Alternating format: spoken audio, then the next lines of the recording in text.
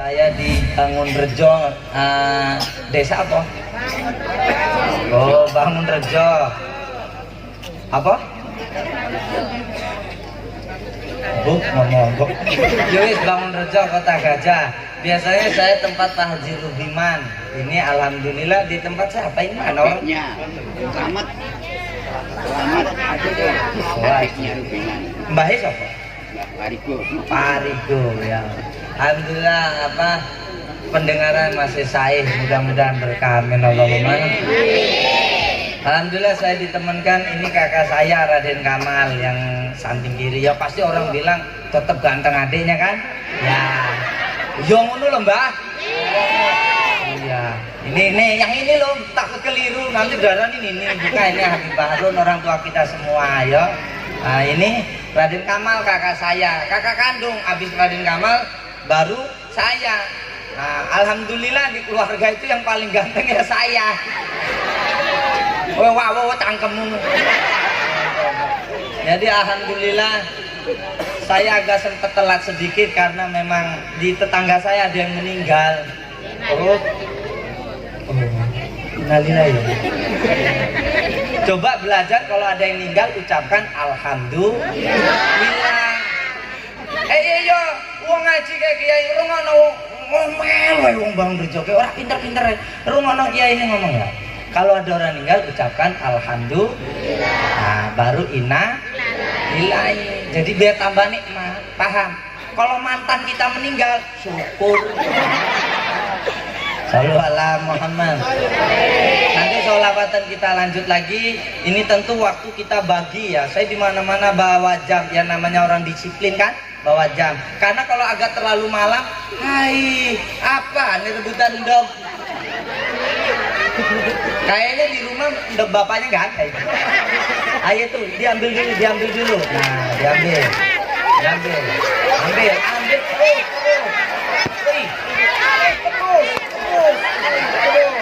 Jejak, tabok, tabok, orang timo cakep lah. Ini memang wedok. Alhamdulillah, cair. Kata mamanya, yuk anakku beli duitnya akeh. Alhamdulillah, wes gak rebutan mana ya wes. Tadi ibu mbaknya juga ikutan. Takut anak yang ikutan salah megang dok dulu loh. Alhamdulillah. Soalnya pernah kejadian dulu di Serambi. Di Serambi itu nama majelis saya. Jadi udah itu di Serambi itu tuh rebutan dok pas lampunya mati. Jadi orang Palembang itu teriak-teriak Allah raweru, tiba-tiba berantem di Serambi itu. Baru saya katakan siapa tadi yang berantem? Ini Pak Kiai, ini orang Palembang. Dah, dengan kenapa berantem? Iya, ini saya sudah bilang, ini telur saya. Ditarik-tarik sama dia. Wah. Mbak-mbaknya kalau ngobrol kayak gitu senang bener. Ya, alhamdulillah. Nanti saya lanjutkan dengan Raden Kamal, kita bagi waktunya ya karena Raden Sumatera itu disiplin. Nah, pokoknya 10:30 biasanya saya sudah selesai. Karena kalau larut malam saya nggak bisa kena embun, nggak bisa kena dingin. Ya orang kaya itu beda. Agak larut malam itu kedinginan, nggak bisa. Jadi saya bagi waktunya. Belum juga nanti orang tua kita Habib Bahrun pasti mengumandangkan doa dan memberikan sedikit nasihat. Jadi dibagi nggih waktunya ya. Alhamdulillah ini di tempat Bapak Selamat.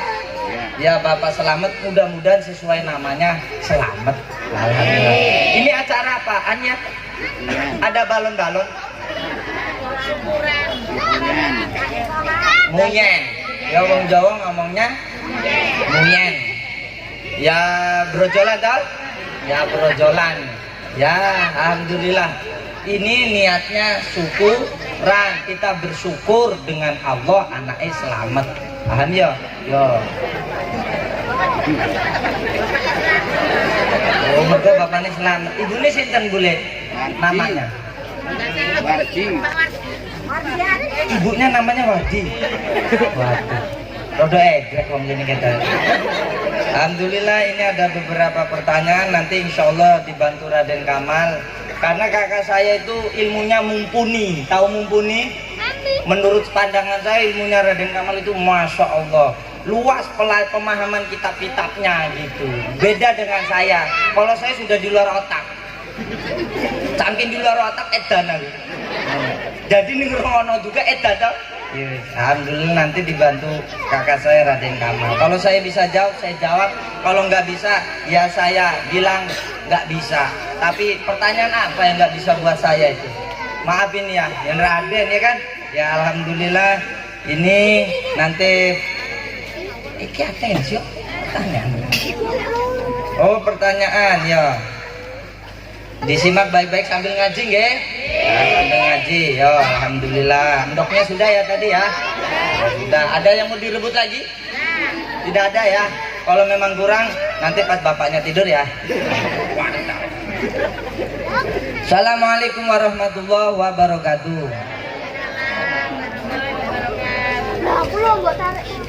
Bolehkah seorang salik hakikatil kholik dan seorang mursyid menempuh mutabbaroh hakikatil rusul? Wih, ini pertanyaannya.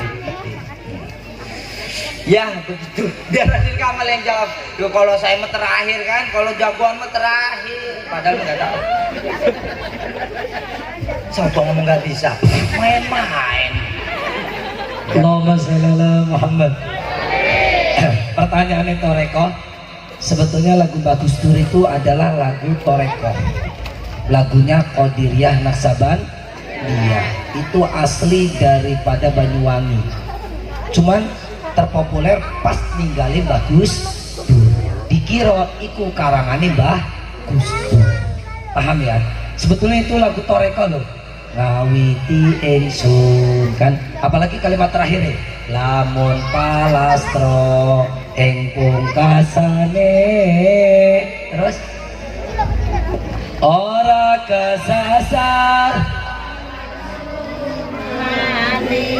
terus den kadang Allah swarga gone otomayite uga se utomayite uga. Allahumma shalli ala Muhammad. Allahumma shalli ala Muhammad. Ini dia mau pertanyaannya dia. Lah kepremen kok. Ini dewek ini kayaknya diundang dibayar. Nah ini sini. Enggak. Sekali lagi ya memang saya dengan kakak saya suka bercanda begini. Maaf tadi ada bahasa bayar, sebenarnya enggak. Kiai habaib diundang gini cari bayaran, hukumnya dosa Tapi kalau kiai pulang nggak dibawain apa-apa tuan rumahnya. Terima kasih. Jadi begini ya dek, begini nih. Rungokin kakaknya ngomong. Bolehkah seorang salik hakikatil kholik dan seorang mursyid menempuh mutabbaroh hakikatil rusul? Itu pertanyaan dua ini. Pertanyaannya dua. Pertama, bolehkah salik hakikatul kholik? Tahu? Kalau bahasa sampean manunggaling kaulo Gusti. Bagi ning wis ngaji waktune pancen sudah melalui daripada dasar boleh. Tapi untuk sekarang mohon maaf tetap tidak boleh. Paham gak? Bahaya pemahaman itu. Pemahaman itu kalau bagi orang yang belum kelasnya, yang belum paham, jangankan untuk saya panjenengan sami, seorang mursyid kalau emang dia belum kamilun mukamil yang sempurna zahir dan batinnya, mohon maaf, contoh kecil, seorang mursyid bisa diukur sempurna enggaknya itu banyak sekali. Salah satunya contohnya gini, biar sampean tahu, mursyid ya, yang membaiat di sini kan mayoritas orang Toreko nggih. Alhamdulillah saya derek Toreko Ahbanom Qadiriyah Naksabandiyah Suralaya. Ya, jadi untuk pertanyaan ini insya Allah saya paham. Itu disebut manunggaling kaula, seolah-olah Allah itu bersatu dengan diri kita. Itu boleh apa enggak? Enggak boleh. Untuk kita yang enggak paham. Paham ya? Mengaku diri kita tuh Tuhan. Yang seperti kalau sampai pahami film Siti Jenar. Nggih napa bener? Di sini wong Jawi nggih. Mereka Jawi nggih. Nggih, Pak. Kayak kisah Mbak Siti Jenar. Kalau untuk skala level Mbak Sunan, enggak apa-apa sudah. Tapi kalau untuk kita enggak bisa. Kalau kita bisa mendengar, mohon maaf, pohon uluk salam dengan kita batu bisa ulus salam dengan kita, tidak apa-apa sudah. Tapi kalau kita belum bisa mendengar dzikirnya daripada tembok, dzikirnya pintu, dzikirnya semua apa yang ada di sini, maka tidak boleh untuk menempuh jalan itu. Kenapa? Allah dawuh yusabbihu ma fis samawati wa ma fil ard. Semua yang di alam semesta ini semuanya bertasbih, bisa berbicara, bisa berbahasa dengan bahasanya. Hanya Allah yang tahu dan kita tidak tahu. Kita nggak mendengar bahasanya tembok seperti apa, kita nggak dengar. Bahasanya daun kita nggak tahu. Tapi kalau wali yang sudah bertingkat sampai mengetahui hal-hal tersebut, maka boleh. Paham ya? Kemudian untuk mursyid yang muktabaroh, untuk di Indonesia hanya 40 torekoh yang boleh diikuti. Hanya 40 torikoh. Ada Satiria, ada Syadi, Lia seperti Bahali Kunggur, Qadiriyah Naksabandiyah Bayai Sode, atau Qadiriyah Naksabandiyah Bayai Jamal. Ini imam-imam mursyid. Semuanya berkiblat di mana? Semuanya daerah Marek Abah Anor, Suralaya. Paham ya? Jadi semuanya adalah murid daripada Syekh Ahmad Khotis Sambas Kalimantan. Syekh Ahmad Khotis Sambas ini adalah murid daripada Datuk Kelampayan. Datuk Kelampayan itu adalah datuk ataupun kakek buyutnya daripada Abah Guru Sekumpul. Paham dari sini? Ini kalian harus tahu sanad-sanad guru seperti ini. Mudah-mudahan kita membahas daripada guru-guru kita yang kamilun mukamilun, yang sempurna betul ini, mudah-mudahan kita mendapat berkahnya. Amin. Allahumma. Karena orang yang sudah dibaiat, orang yang mengikut salik, salik itu santri yang sudah dibaiat disebut salik. Paham ya? Salik atau suluk sama saja. Salik kalau bahasa lagu kita sluku batok, itu asli karangan Basunan Kalijogo, aslinya adalah sulukun, orang yang berjalan di jalan Allah, orang yang menuju wusul ke Allah disebut suluk. Kalau orangnya disebut salik, kalau amalannya disebut suluk. Paham dari sini? Kalau dilakukan sluku batok, paham gak? Allahumma shalli ala Muhammad. Mungkin ini kemauan. Allah bisa. Tadi udah dijawab kan? Itu baru kakaknya, belum adeknya ya. Bagaimana tanggapan saya? Sama. Pertama tentang masalah hakikatil kholik, itu ada dua pendapat. Kalau yang sudah ahlinya boleh, yang belum tidak boleh, benar. Tapi kalau mursyid menempuh mutabbaroh hakikatil rusul, ini tidak boleh. Loh kok apa kakak ade berbeda? Ya saya ngajinya beda dengan kakak Mang. Kita itu sering berbeda pendapat, tapi tetap satu tujuan gitu. Tapi ini tanggapan saya. Seorang mursyid menempuh mutabbaroh hakikatil rusul ini tidak boleh. Karena Pak Mutabbaroh ini sudah bersanad langsung kepada Rasulullah SAW. Sedangkan hakikatnya tidak bisa. Yang bisa dilakukan hakikat adalah hanya hukum Allah saja, yaitu sholat 5 waktu. Biasanya kembali kepada orang Jawa. Pernah dengar orang Jawa atau kita sendiri yang kita tahu, ada orang yang nggak tahu sholat. Ketika mengumandangkan azan, dia sudah sholat, padahal belum sholat. Paham? Nah, ini kalau di hakikat itu, di hakikatil Allah, di hakikatil khalik boleh, tapi di hakikatil rusul tidak. Kalau ciri-ciri orang itu benar tidaknya dia hakikat sholatnya, maka dia amalan sunnahnya tidak bisa ditinggal. Hakikatil rusul tidak bisa, yang dibisakan adalah hakikatil khalik. Aku ngomong ini kau enggak paham toh? Ya enggak, karena ini bukan kelas kalian, maaf ya. Iya, tapi tetap saya tanggapkan saja. Artinya apa dulu? Hakikat itu hanya, kalau menurut ilmu balagonya, hakikat itu di dalam ruhannya, di hati sanubari, di dalamnya ada kenyataan yang pingin. Itu sudah cukup menurut ilmu hakikat. Contoh, hayya ala sholat,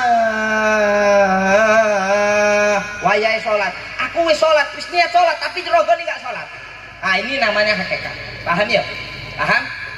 Tapi kalian tidak boleh langsung percaya kalau dia meninggalkan sunnah-sunnahnya Rasul. Ini tidak boleh. Maka hakikatil rusul tidak boleh dilakukan kepada mursyid. Mursyid sudah tentu wali, wali belum tentu mursyid. Kalau ada mursyid yang melakukan mutabbaroh atau hakikatil rusul, ini perlu dipertanyakan. Kalau orang mau hakikat, contoh, misal sampai dengar ada sosok kiai atau ulama, dia nggak pernah sholat, tapi sunahnya dihidupkan, berarti dia benar hakikat. Paham? Hakikat yang bisa dijalankan cuma sholat 5 waktu, puasa tidak bisa hakikat, cuma 5 waktu.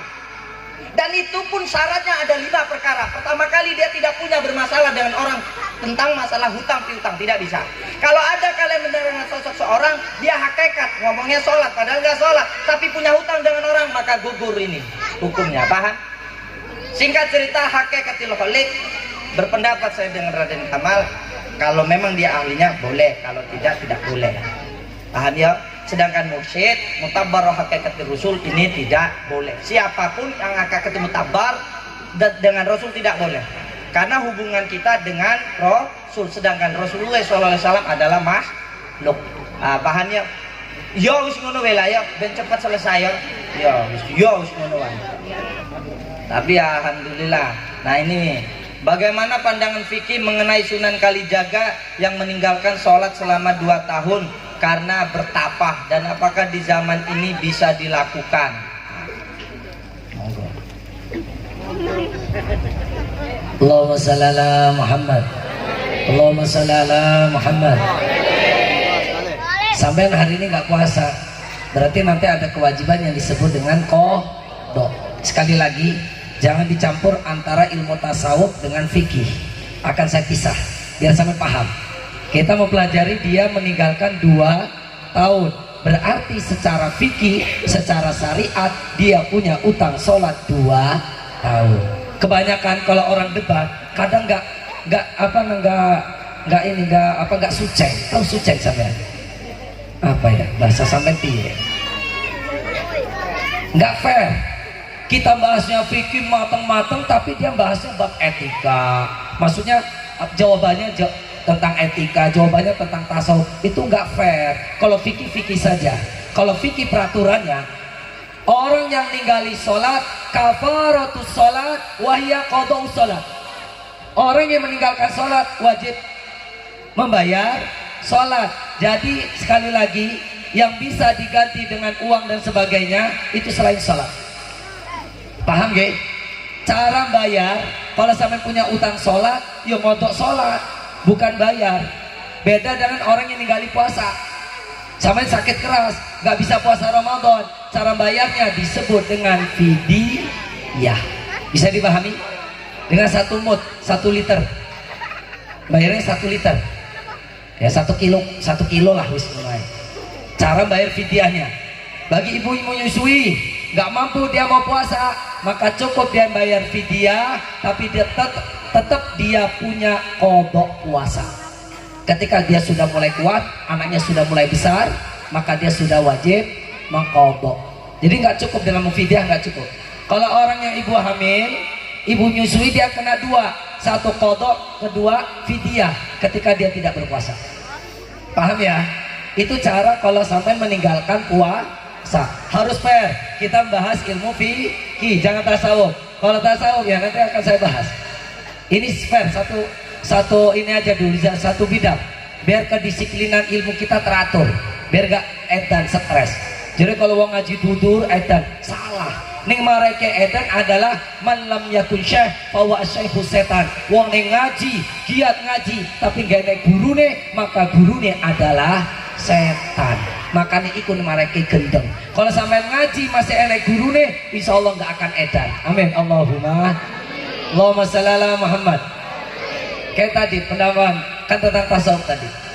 Tadi adinda kami ngomong puasa nggak bisa dihakikati. Kalau saya tetap bisa. Kalau beda pendapat boleh. Benar apa enggak? Dia nggak bisa. Berarti kan puasanya terus poso. Kalau saya mangan, ya tapi poso. Ya kan keyakinannya dewe. Karena kita punya pandangan sendiri. Paham ya? Punya pandangan sendiri. Karena apa? Saya setuju dengan daunnya Seisan Dampas dalam kitab Sirajul Talibin itu at-ta'imu sakirun fawa maqamun sha'imun sakirun. Wong mangan ketok mangan ki. Delok wali-wali yang masjid mangan wae. Waktu poso malam mangan. Gitu. Tapi tetap dicatat dapat pahala puasa. Ya tetap enak, tapi syarat-syarat melalui itu tidak sembrono langsung bisa langsung hakikat, tidak boleh. Baik, kita kembali. Jadi bagaimana pandangan kita tentang Sunan Kalijogo? kalau kita berbicara bidang kedisiplinan ilmu fikih, maka ini ayo kita amalkan seperti di dalam kitab Ihya. Imam Al-Ghazali itu mohon maaf lebih senang mengajarkan santri-santrinya untuk senang mengkodok sholat walaupun gak punya utang sholat. Katanya khawatir selama hidup ada sholat yang ditinggal, sehingga ini menjadi kebiasaan ulama-ulama kita seperti Abah Yai saya. Abah Yai saya itu ngajari saya sholat kodok itu 2 tahun. Sholat 5 waktu di kodok, habis sholat 5 waktu, habis itu misalkan duhur, langsung sholat lagi namanya kodok duhur.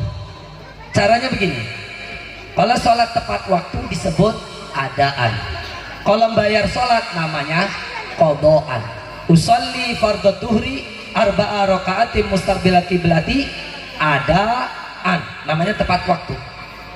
Kalau kodok adaannya diganti kodok, namanya bayar utang sholat yang pernah sampean tinggal. Paham ya? Ayo belajar walaupun sampean gak punya utang sholat, belajar ngodok sholat, insya Allah itu barokah dan menjadi keselamatan, amin Allahumma.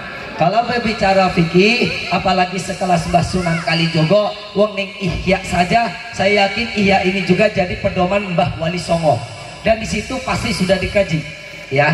Dan jelas artinya dari guru kita saja beliau yang alim mengamalkan sholat kodok selama 2 tahun, apalagi Mbah Sunan Kalijogo. Kalau berbicara kedisiplinan ilmu fikih, bagaimana pandangan kita?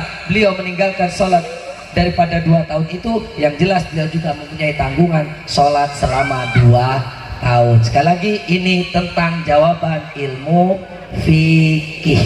Paham gak? Kalau tasawuf udah berbeda lagi. Si penting eling wis sholat. Paham gak? Kalau kita fikih harus fair, harus fair. Wallahu a'lam bishawab. Alhamdulillah tadi dari jawab. Terus sama juga, tapi sedikit berbeda. Sunan Kalijogo dilahirkan tahun 1450. Beliau di usia 23 tahun itu sudah tapa.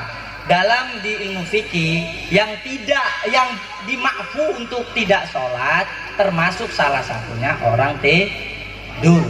Sunan Kalijogo bertapa 3 tahun 1 hari, dan beliau dalam keadaan tidak sadar, dalam keadaan ruhul jasad itu tidak ada, sehingga 3 tahun di situ itu dimakfu. Tapi saya baru mendengar ini kalau Mbah Sunan Kalijogo mengajarkan sholat kodok.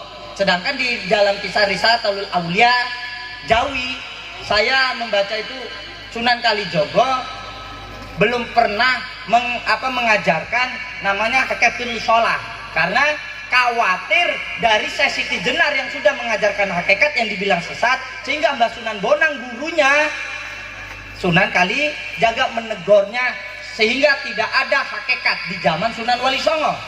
Dan apakah boleh orang-orang yang bertapa di zaman ini, zaman dulu dengan zaman sekarang tidak ada bedanya ilmu, tapi yang berbuat beda adalah mursyid, guru.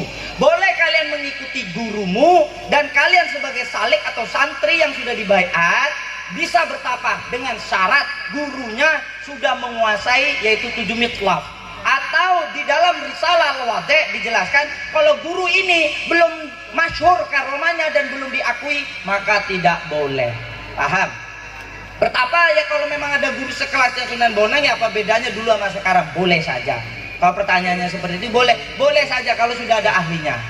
Tapi mengenai masalah fikih tadi, benar dikodok bisa. Tapi Mbah Sunan Kalijogo larikan ke fikih lagi, bahwasanya fikih memakfukan bagi orang-orang gila. Tapi kan Mbah Sunan Kalijogo tidak gila, tapi dihilangkan hak akalnya selama 3 tahun 1 hari, dan beliau wafat yaitu tahun 1513. 63 beliau wafat. Nah, yang pada akhirnya terakhir kali orang yang bertapa yang diperintahkan dengan Syekh Subakir adalah Syekh Mansur Al-Misriyah, yang mana punya cucu keturunan dari itu Bagus Mansur, yang mana sekarang sudah tidak dibolehkan kecuali punya guru yang host. Sedangkan punya guru yang host ini sedunia cuman ada 2, dan seluruh ada tinggalnya di Tarim. Sedangkan di Tarim tidak pernah mengajarkan santrinya untuk bertapa. Paham ya? Jadi itu ya, mudah-mudahan bermanfaat wis ngono wae lah. Iya wis paham, iya ngono ya. Udah selesai ya. Shallu ala Muhammad.